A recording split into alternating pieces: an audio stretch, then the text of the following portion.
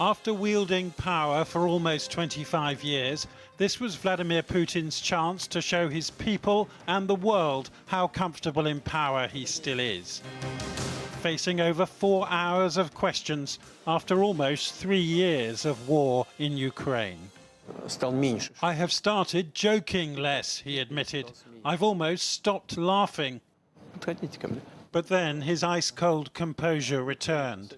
He unfolded the flag of a naval infantry brigade accused of committing war crimes. He claimed he wished he'd decided to launch his so-called special military operation earlier, and he talked of dramatic territorial gains. Soon Ukraine will run out of those who want to fight. In my opinion, soon there will be no one left who wants to fight, and we are ready to talk. But the other side needs to be ready for both negotiations and compromises. In the meantime, searchlights over Kyiv as the Ukrainians intercept dozens of Russian drone attacks. In this hospital further east, the casualties of Russia's military advance, the fighting stretching along a 700-mile front, and the Ukrainians struggling to hold ground. We're having to retreat, admits this nurse. I often hear from the men here that this isn't good for our confidence or our morale. And so President Zelensky is back in Brussels in search of more military support.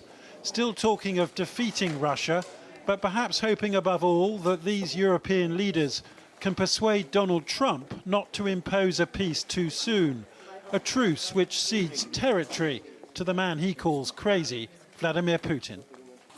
He loves to kill. That's very dangerous for everybody. And I want very much Trump to help us and to finish this war. Any push for negotiations too soon will actually be a bad deal for Ukraine. All the other actors in the world are carefully watching how we act in this case, and therefore we really need to be strong.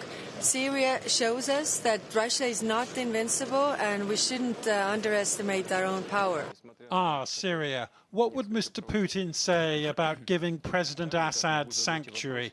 Only that they hadn't spoken yet, but that he planned to meet him, and that the collapse of the regime Moscow had kept in power was no defeat.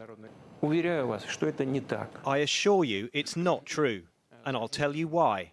We came to Syria 10 years ago so that a terrorist enclave would not be created there. Overall, we have achieved our goals. And even those groups that once fought with the Assad regime, they too have undergone internal changes. Ukraine's assassination of a Russian general right here in Moscow was described by Mr. Putin as a major blunder by Russian intelligence. But he told his audience that Russia was stronger now than before the war began. The Kremlin said he had received over 2.4 million questions. What's clear is that victory in Ukraine is now his main goal and central to both his and to Russia's success.